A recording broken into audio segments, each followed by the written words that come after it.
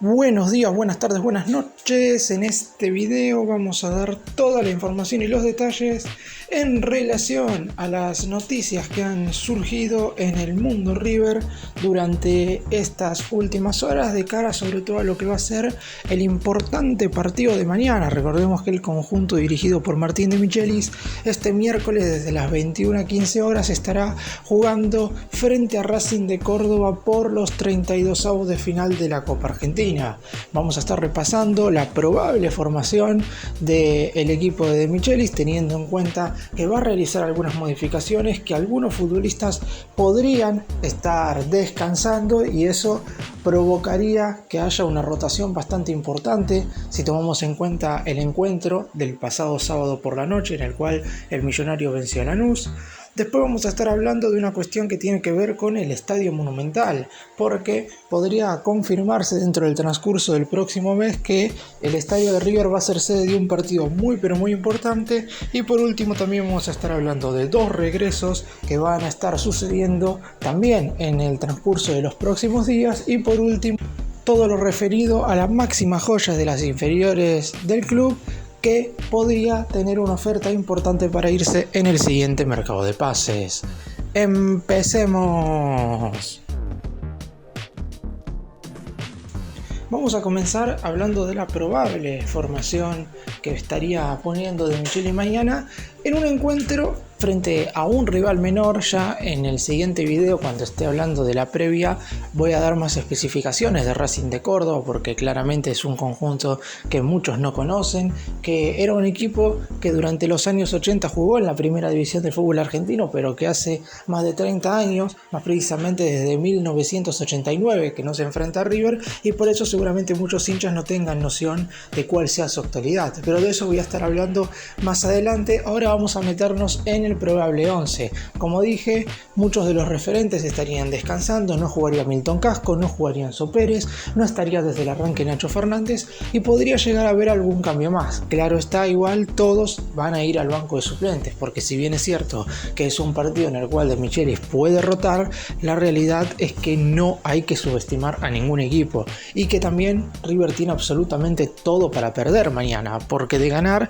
sería algo totalmente lógico que un equipo de primera división que está en los primeros puestos de la liga profesional venza a un conjunto que está en la mitad de tabla de su zona del Nacional B. Sin embargo, ya sabemos que en la Copa Argentina hay muchas sorpresas. De hecho, ya hubo eliminaciones importantes. Claypole eliminó a Newell's, Excursionistas a Gimnasia de La Plata y Centro Español a Tigre, por lo que River no puede subestimar ninguna situación, y más que nada también teniendo en cuenta que el equipo no está jugando del todo bien. Yendo al 11 titular, en el arco va a estar Franco Armani, de esto no cabe en duda, va a seguir atajando el Pulpo. Como lateral derecho va a continuar Robert Rojas. De Michelis cree que el paraguayo tiene que seguir agarrando ritmo, porque en cuanto a lo que es su rendimiento está siendo un tanto irregular, pero en los segundos tiempos sí está sintiendo mucho el cansancio físico después de haber estado casi un año sin jugar un partido oficial. La dupla de centrales sería González Pires y Paulo Díaz. Hay que ver si Emanuel Mamana ya va a estar entre los concentrados como para ser titular, pero teniendo en cuenta que iba a volver contra Lanús y finalmente no lo hizo, yo todavía dejo un margen de duda para saber si va a estar o no a disposición para este partido. Y el lateral izquierdo sería Enzo Díaz, que pasará de jugar de la saga a marcador de punta tras el descanso que va a tener Milton Casco, que además, recordemos, en el inicio del segundo tiempo ante Lanús tuvo que salir reemplazado. En la mitad de la cancha descansaría Enzo Pérez, y como River no tiene hoy por hoy un mediocampista central en ese lugar, tendrán que repartirse la mitad de la cancha Rodrigo Aliendro y Nicolás de la Cruz. También existe la posibilidad de que Agustín Palavecino pueda estar desde el inicio, pero en principio, y teniendo en cuenta que el uruguayo también tiene que ganar minutos, sería desde la Cruz quien esté desde el arranque. A los costados en el centro del campo de juego estarían Paradela y Barco, con la posibilidad de que Simón también esté en el 11. En caso de que el que no juegue sea Barco, Paradela pasará a la izquierda para dejar a Simón por la derecha. En caso del que no juegue sea Paradela, Simón jugará por el costado derecho habitualmente. Y el que se ha ganado un lugar en la delantera es sin lugar a dudas Lucas Beltrán, que va a estar desde el arranque, y Miguel Ángel Borja, que volverá a la titularidad tras haber sido suplente en los últimos dos compromisos en lugar de Salomón Rondón. En definitiva, el probable 11 sería el siguiente: Armani, Rojas, González Pires, Paulo Díaz, Enzo Díaz, Aliendro, Nicolás de la Cruz, Paradela, Barco, Beltrán y Borja. Y una pregunta que nos hacemos, y recién lo mencioné cuando estaba repasando la probable formación, es si no juega Enzo Pérez, ¿cómo se va para River en la mitad de la cancha? Porque a uno le resulta difícil pensar que Rodrigo Aliendro, Nicolás de la Cruz o Agustín Palavecino, cualquiera de los tres, pueda pararse como único mediocampista central o por lo menos como uno de los futbolistas que vayan a ocupar ese rol más de recuperador que distribuidor. Si bien es cierto que Enzo Pérez cuando juega es un futbolista que mueve la pelota para todos lados, que es normalmente el primer pase del equipo, que tiene una salida muy clara desde el fondo, la realidad es que también tiene mucha marca. De hecho, generalmente es de los futbolistas que más recupera la pelota en River, inclusive más que los defensores, que son los que generalmente más balones recuperan quitándoleselos a los contrarios. Por eso mismo llama la atención que Enzo Pérez no esté de titular. Claramente esto tiene que ver más que nada con el cansancio. Enzo ha jugado absolutamente todos los partidos desde el arranque y en los últimos más que nada ha completado los 90 minutos. Muy pocas veces ha salido reemplazado y las veces que lo ha hecho ha sido por Agustín Palavecino, que se ha metido a jugar como mediocampista central. Y de hecho normalmente, aun cuando no es reemplazado, todos nos preguntamos si es que el actual volante central y capitán del equipo no necesita al lado otro mediocampista que pueda ayudarle más que nada en la recuperación y en los relevos. Porque si bien es cierto que en el último partido contra Lanús River no sufrió tanto desde ese sentido, porque si bien es cierto que le llegaron, la realidad es que las veces en las cuales el Granate pudo acercarse al arco de Armani fue más producto de buenos ataques individuales y colectivos por parte de Lanús y por parte de River un par de desatenciones, pero no fue tanto el hecho de quedar mal parado como sí sucedió contra Banfield y contra Arsenal, donde el equipo prácticamente cada ataque del conjunto rival era una situación clara. De hecho, en 2 o 3 pases a River le llegaban al arco.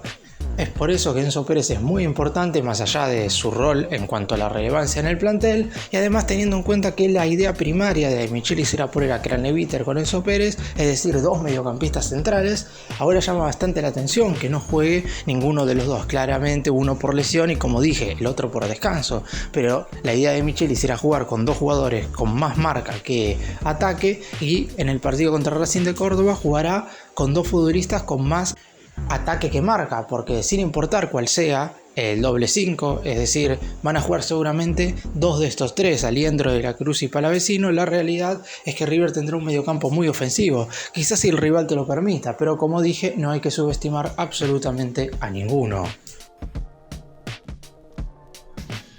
Y después de haberse confirmado finalmente la sede del partido de mañana, recordemos que en un principio se había definido que el compromiso entre River y Racing de Córdoba por estos 32avos de final de la Copa Argentina se iba a disputar en el Estadio Bicentenario de San Juan. Sin embargo, desde el gobierno de la provincia aseguraron que no estaban dadas las condiciones para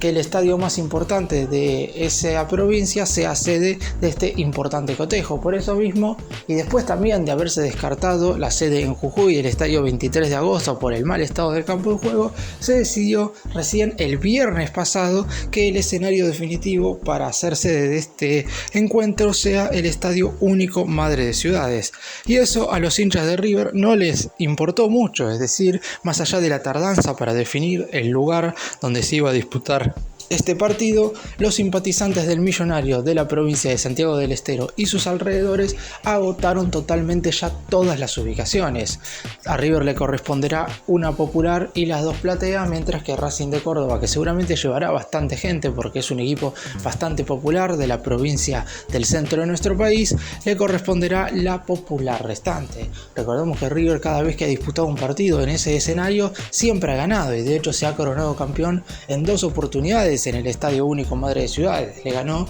en el año 2021, al principio, en marzo, la Supercopa Argentina a Racing luego de vencer por 5-0, mientras que en diciembre de ese 2021, en el último título de Marcelo Gallardo como entrenador del Millonario, venció a Colón por 4-0 y después hay que tener en cuenta que derrotó en 3 oportunidades a Central Córdoba, por lo que es una cancha en la cual River siempre ha tenido resultados positivos. Esperemos que mañana frente al conjunto cordobés los resultados sigan exactamente igual y el River de Michelis pueda avanzar en su primer compromiso correspondiente a la Copa Argentina. Será el segundo mata-mata, como se dice normalmente en estos partidos a todo nada, después de la semifinal por el Trofeo de Campeones, en la cual el Millonario derrotó 3-2 a Banfield, por lo que es clave que el River de De Michelis continúe con esta racha de victorias consecutivas.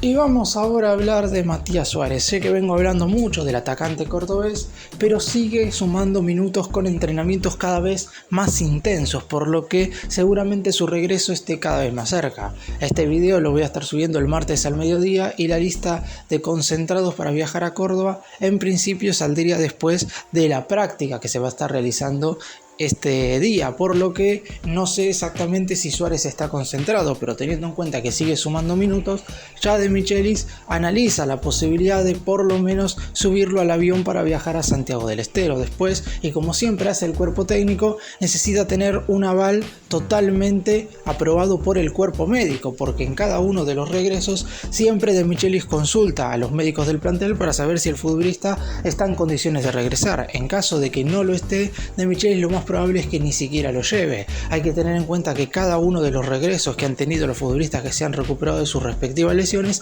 han tardado quizás un poco más de lo previsto, no porque los jugadores en sí no estén en condiciones de volver, sino porque el DT siempre los deja o un partido en el banco de suplentes o en ese compromiso que tendrían que estar regresando decide no concentrarlos. Ha pasado con Palavecino, que podía volver contra Belgrano y recién regresó contra Argentinos Juniors. Ha pasado con De la Cruz, que podía volver por el Trofeo de Campeones contra Banfield y decidieron esperarlo para el partido contra Arsenal. Pasó con Paulo Díaz, que cuando tuvo que volver estuvo 2 partidos en el banco de suplentes antes de ingresar en el complemento contra Lanús, y está pasando también ahora con Emanuel Mamana, que supuestamente podría haber regresado el fin de semana pasado ante Lanús y recién estaría volviendo ahora frente a Racing de Córdoba, por lo que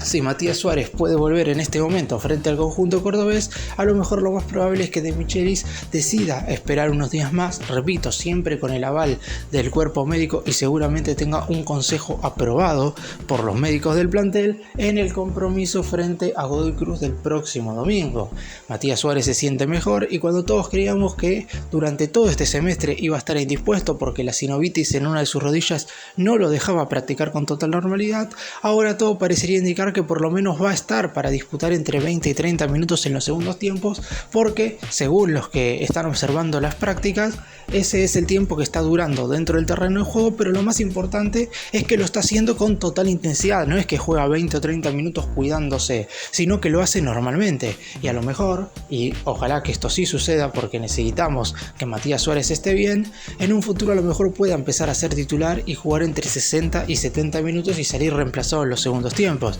porque claramente el atacante es un futbolista de muchísima jerarquía y River lo va a necesitar, ya sea en el banco de suplentes para ingresar en los segundos tiempos o ojalá en un futuro no tan lejano como titular entre los 11 de Martín de Michelis.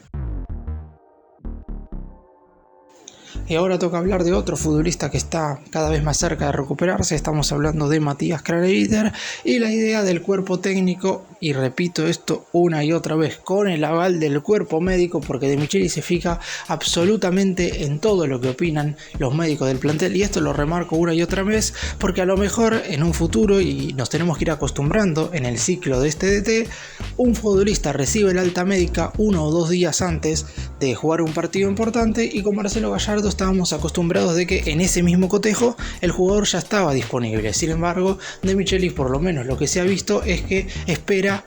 que un partido ese jugador descanse y recién al otro esté regresando. Por eso mismo no quiero adelantarme absolutamente nada con Craneviter, porque obviamente su lesión ha sido muy grave. Recordemos que se fracturó el tobillo derecho en el primer compromiso con este nuevo entrenador por allá el 22 de diciembre del año pasado, cuando el más grande enfrentó a Unión La Calera en el estadio La Pedrera de la ciudad de Mercedes en San Luis, en ese compromiso amistoso, y luego de una jugada en la que se combinaron la mala intención para ir al piso de un jugador chileno y la mala fortuna, claramente al jugador de River se le enganchó el tobillo y obviamente sufrió esta fractura, por la cual solamente duró 7 minutos en su segundo ciclo como jugador del más grande.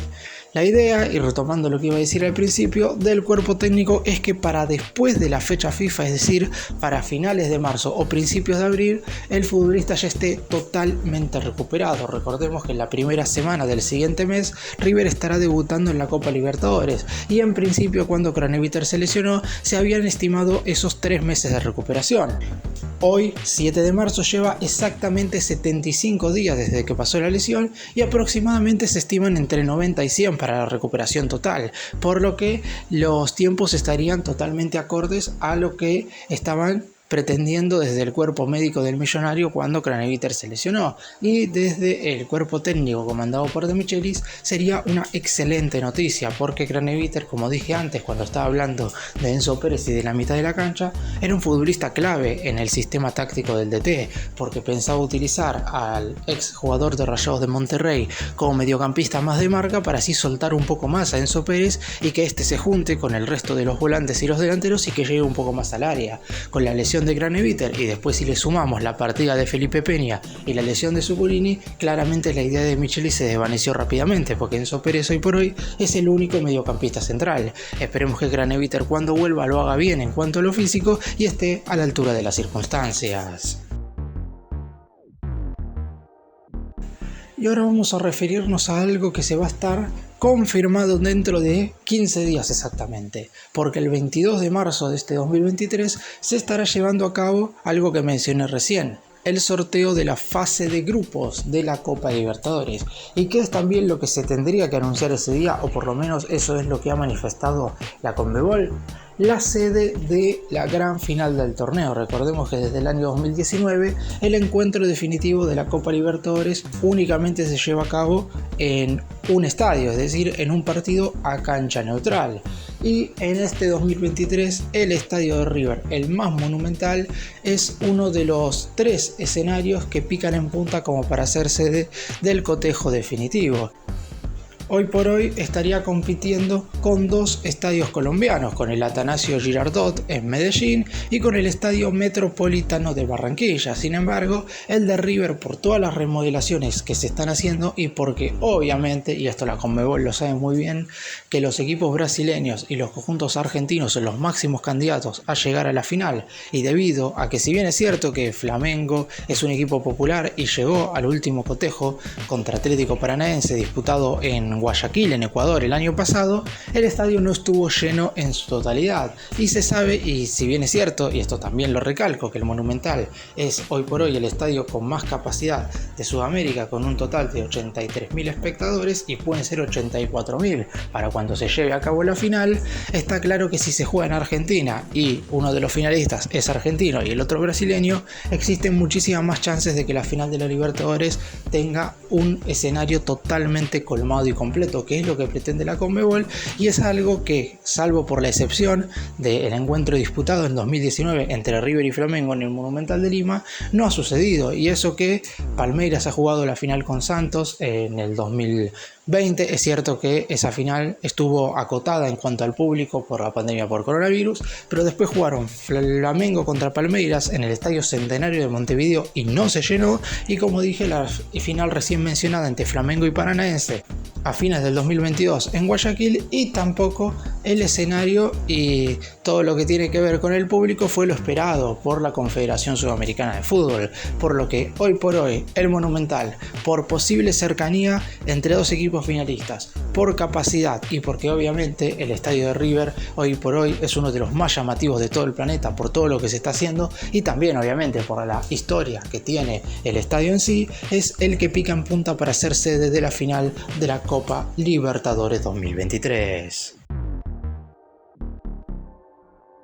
Y para finalizar este video vamos a hablar de Claudio el Diablito Echeverri, porque el juvenil del más grande está realizando los entrenamientos previos con la selección argentina sub-17 antes de ir a participar al sudamericano que va a clasificar al mundial de la categoría, y está siendo seguido de cerca por muchos clubes importantes del fútbol europeo. Hace aproximadamente 3 semanas, el Paris Saint-Germain de Francia envió un ojeador para mirar los entrenamientos del combinado nacional juvenil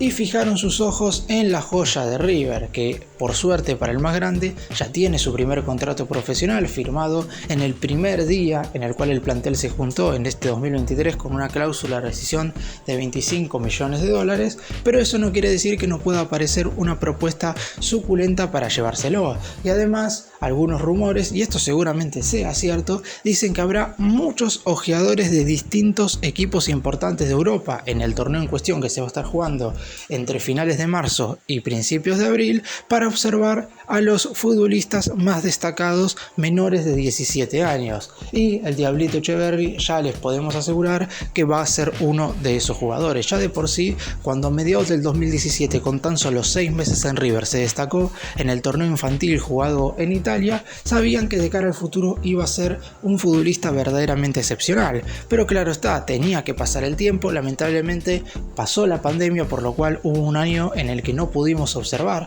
al jugador mostrar todas sus condiciones dentro del terreno de juego, y en el 2022 tuvo la mala suerte de fracturarse una de sus vértebras, por lo cual también estuvo entre 4 y 5 meses afuera de la cancha. Sin embargo, cuando regresó a finales del año pasado, ya formando parte del plantel de la reserva, marcó su primer gol y la empezó a romper, y en el inicio de este campeonato, luego de una pretemporada de la mano de su nuevo DT en la tercera categoría, Marcelo Escudero, la siguió rompiendo. Ahora obviamente no está jugando en la reserva porque está formando parte de las prácticas con la sub-17 para ir a jugar el sudamericano, pero claro está, lo van a venir a ver y en River están muy pero muy atentos. Obviamente en principio la idea de la dirigencia es no transferirlo de ninguna manera. Lo primero que quieren es que el jugador tenga un rédito deportivo importante en el millonario, es decir, que debute con el manto sagrado y que juegue un par de partidos sin campeonatos, y después ya con una edad lo suficientemente grande, es decir, entre 21 y 22 años, si se puede ir a Europa, obviamente ahí sí aceptarían un ofrecimiento.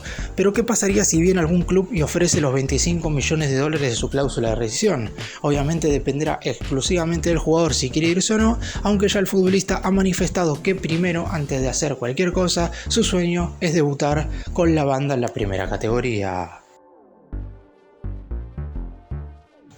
Para cerrar, claramente lo más importante tiene que ver con el partido de mañana, porque todavía no hay una noción exacta de qué equipo pondrá Martín de Michelis desde el arranque. Sabemos que podría haber una rotación, y esto es obvio teniendo en cuenta que los 3 jugadores que saldrían, de los más importantes estoy hablando, es decir, Casco, Enzo Pérez y Nacho Fernández, han jugado todos los partidos oficiales de este 2023 como titulares, por lo cual es lógico que el DT quiera darles descanso, más allá de que, como vengo diciendo durante todo el video, no hay que subestimar este cotejo contra Racing de Córdoba. El conjunto de la Primera B Nacional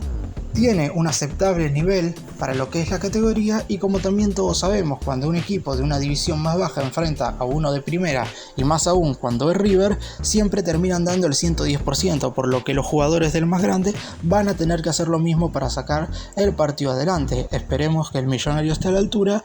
y que mañana por la noche estemos celebrando la clasificación del equipo de Núñez a los 16avos de final de la Copa Argentina. Gracias por mirarnos, suscríbanse, nos vemos en el próximo vídeo.